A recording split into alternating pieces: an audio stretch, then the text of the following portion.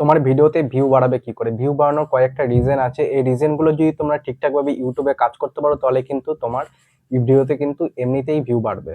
তো রিজন গুলো কি কি আছে, কি কি পয়েন্টস আছে সেগুলো তোমাদের সাথে শেয়ার করি। তো ভিডিওটা পুরোপুরি দেখবে, তাহলে বুঝতে পারবে যে কিভাবে ইউটিউবে ভিডিও আপলোড করার পরে কিভাবে আমি কিভাবে কাজ করলে আমার ভিডিওতে ভিউটা বাড়বে। তো প্রথম যে রিজনটা হচ্ছে সেটা হচ্ছে যে তোমার হচ্ছে থাম্বনেল। মেন হচ্ছে ইউটিউবে একটা থাম্বনেল, তোমার ভিডিওটা দেখার আগে কিন্তু থাম্বনেলটা শো করবে, সেখানে কিন্তু ভালো তোমাকে কিওয়ার্ড লাগাতে হবে, সেই কিওয়ার্ড দেখে যেন অডিয়েন্স তোমার থাম্বনেলটাকে ক্লিক করে। তো থাম্বনেল হচ্ছে মেন, ঠিক আছে।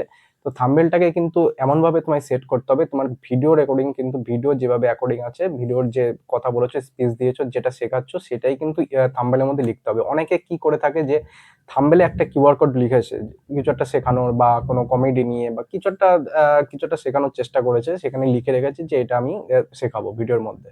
তো ভিডিওর মধ্যে এন্ট্রির পরে তখন কিন্তু অডিয়েন্স সেটাকে খুঁজে পায় না, তখন কিন্তু অডিয়েন্স সেখান থেকে কুইট করে বেরিয়ে আসবে। কারণটা কি, থাম্বনেলে লিখেছে একটা আর ভিডিওর মধ্যে বলছে একরকম, এখানে কিন্তু ভিউ কিন্তু এতে আসবে না।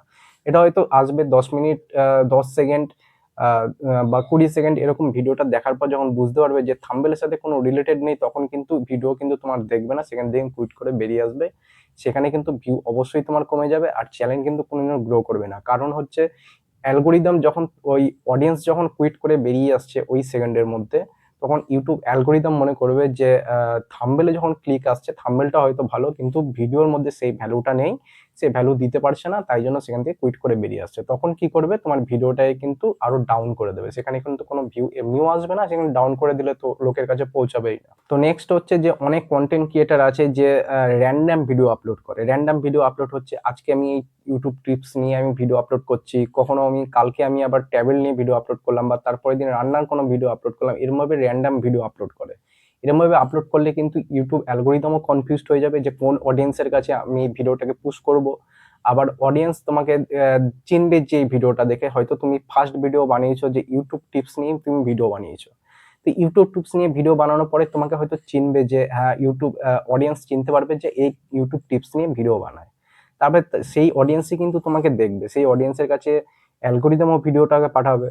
সেখানে কিন্তু অন্য কোনো টপিক কিন্তু তারা দেখবে না, তারা ইউটিউব টিপস নিয়ে দেখতেই পছন্দ করে। যখন তুমি আবার এখানে ট্রাভেল ভিডিও ঢুকিয়ে দেবে, আপলোড করবে পরের দিন, তখন কিন্তু তারা দেখতে ইন্টারেস্টেড থাকবে না।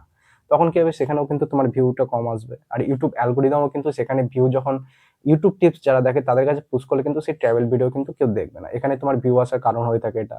তোমাকে একই নিশ নিয়ে কাজ করতে হবে, যখন তুমি যেটা কাজ করেছো, ভাজ শুরু করেছো, সেটাকে আগেই তোমার ডিসাইড করতে হবে যে আমি কি নিয়ে কাজ করবো, লাইফ টাইম ওইটা নিয়ে কাজ করতে হবে, ওই টপিকটা নিয়ে কাজ করতে হবে, একখানা নিশ তোমায় ধরে রাখতে হবে। তো নেক্সট হচ্ছে যে কনসিস্টেন্সি তোমাকে বজায় রাখতে হবে, তোমার একটা রুটিন তৈরি করে নিতে হবে নিজে থেকে, যে আমি এই কদিনে আমি এই কটা ভিডিও ছাড়বো, সপ্তাহে আমি 3টে ভিডিও বা 2টো ভিডিও বা একটা ভিডিও, বা সপ্তাহে 7 দিনে 7টা ভিডিও, আমি এভাবে রুটিন ধরে কাজ করবো। এই রুটিনটা কিন্তু তোমাকে অবশ্যই বজায় রাখতে হবে, তাহলে কিন্তু তোমার ভিউটা আসবে। এখানে যদি রুটিন তুমি গন্ডগোল করে ফেলো, তাহলে কিন্তু এখানেও তোমার ভিউ আসার কম আসার কিন্তু কারণটা থাকবে। তো নেক্সট হলো থাম্বনেল নিয়ে আর একটা পয়েন্টস আছে, যে থাম্বনেলের মধ্যে কিন্তু অনেকে শুধু কিউআর কোড ভরে দেয়, পুরো থাম্বনেলের কপি একদম পুরো কভার করে ফেলে কিওয়ার্ড দিয়ে লিখে। তো কিওয়ার্ড দিয়ে লিখে এরকম যদি তুমি করে থাকো, সেখানে কিন্তু ভিউ কম আসার কারণটা থাকবে। কেন, অডিয়েন্সের কাছে কিন্তু এখন অত টাইম নেই, এখন কিন্তু অনেক কন্টেন্ট ক্রিয়েটার আছে যারা ভালো থাম্বনেল, ওর থেকে ভালো থাম্বনেল বানাতে পারবে, সেখানে অল্প টাইমের মধ্যে পড়ে যাতে বুঝতে পারে যে ভিডিওটার মধ্যে কি আছে, সেখানে কিন্তু বেশি ক্লিক আসবে। তো তুমি যদি একগাদা কিছু লিখে রাখো, সেখানে কিন্তু তোমার পড়তে অনেকটা টাইম লেগে যাবে অডিয়েন্সের, সেখানে কিন্তু তোমার বেশি ক্লিক আসবে না, আসবে কম আসবে, সেখানে কিন্তু বেশি ক্লিক আসবে না, লাইফ টাইমের জন্য ওখানে কিন্তু ক্লিক আসবে না।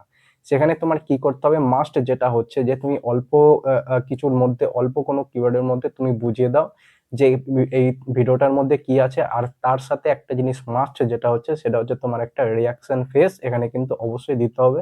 তাহলে কিন্তু অ্যাট্রাকটিভ লাগবে ওই থাম্বনেলটাকে দেখতে, আর ইউটিউব যে অডিয়েন্স গুলো থাকবে, সেই অডিয়েন্সও কিন্তু সেখানে ক্লিক বেশি পরিমাণে করবে। যে শকিং কোনো একটা কথা তুমি দিয়েছো, শকিং কোনো রিয়াকশন এরকম যদি দিয়ে থাকো, তাহলে কিন্তু অডিয়েন্সের সাথে এঙ্গেজমেন্টটা কিন্তু ভালো হবে, তারা ভালো বুঝতে পারবে।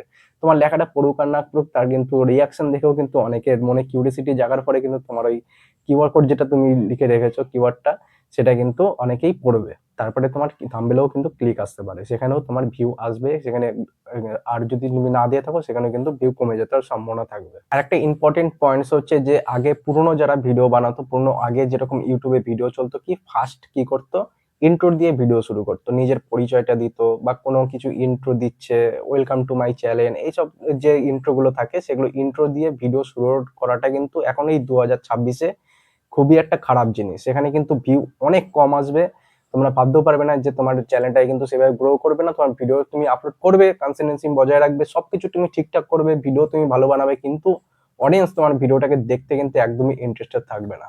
কারণ হচ্ছে এখন কিন্তু এইসব ইন্ট্রো অডিয়েন্স পছন্দ করে না। তুমি আর যদি ভিউ আনতে হয় ইউটিউবে, তোমার ভিডিওটাকে যদি লোকের সামনে চালাতে হয়, লোক যাতে দেখে, সেভাবে যদি তোমার ভিডিওটাকে তুমি রেডি করতে পারো, কিরকম ভাবে রেডি করতে হবে, এই অডিয়েন্সের কাছে যে তোমার ইন্ট্রোটা দিচ্ছ, এই ইন্ট্রোটা দেওয়ার কোনো প্রয়োজন নেই। সেখানে তুমি যেই টপিকটা নিয়ে তুমি কথা বলছো, মেন যে টপিক পয়েন্টসটা আছে, সেই পয়েন্টসটাই ফার্স্ট তোমাকে তুলে ধরতে হবে। আমি যেরকম এই ভিডিওটা শুরু করেছি যে ভিডিওতে ভিউ বাড়ানোর পয়েন্টস আমি বলবো, যে ভিডিওতে কিভাবে ভিউ বাড়াবো সেটাই আমি যেরকম বলেছি, ফার্স্ট এরকম তোমাকে এই পয়েন্টটাই কিন্তু তুলে ধরতে হবে। তাহলে কিন্তু অডিয়েন্সের মনে কিন্তু একটা ব্যাপার কি করবে যে হ্যাঁ, এই ভিডিওটার মধ্যে এটা আমি শিখতে পারবো, এই ভিডিওটা সে শেষ পর্যন্ত দেখবে। আর তুমি যদি ইন্ট্রো দিয়ে শুরু করো, তাহলে কিন্তু সেই পুরোনো যে ইন্ট্রো দেওয়ার সিস্টেমটা, সেটা কিন্তু এখন আর চলে না। এখন কিন্তু সেটা পুরোনো হয়ে গেছে। এখন ইন্ট্রো দিলে কিন্তু সেই ভিডিও দেখবেন চলবেই না, সেখানে তোমার আরো ভিডিও ডাউন হয়ে যাওয়ার চেষ্টা হবে, আরো কিন্তু ভিউ কিন্তু কম আসবে। তোমার যদি ভিডিওটাকে তোমার শেষ পর্যন্ত যদি অডিয়েন্সের কাছে চালাতে হয়, তাহলে কিন্তু তোমার ইন্ট্রো বন্ধ করতে হবে, মেন পয়েন্টস তোমাকে আগে তুলে ধরতে হবে, তারপরে তোমার ভিডিওটা তুমি আস্তে আস্তে শুরু করো। তো একটা পয়েন্টস যদি ইউটিউবে মেনে চলা যায়, তাহলে ভিউ বাড়ার সম্ভাবনা অবশ্যই বেড়ে যেতে পারে। আর যদি আরো কোনো কিছু জানা থাকে ভিউ বাড়ানোর নিয়ে, কোনো যদি পয়েন্টস আরো কিছু জানা থাকে, তাহলে অবশ্যই কমেন্টে জানাবে, তাহলে আমি এটা নিয়ে আরেকটা কোনো ভিডিও বানিয়ে দেবো। আর ভিডিওটা যদি ভালো লেগে থাকে, তাহলে একটা লাইক করে দিও, আর চ্যানেলটাকে একটা সাবস্ক্রাইব করে রাখো। নেক্সট কোনো একটা টপিক নিয়ে আবার দেখা হবে।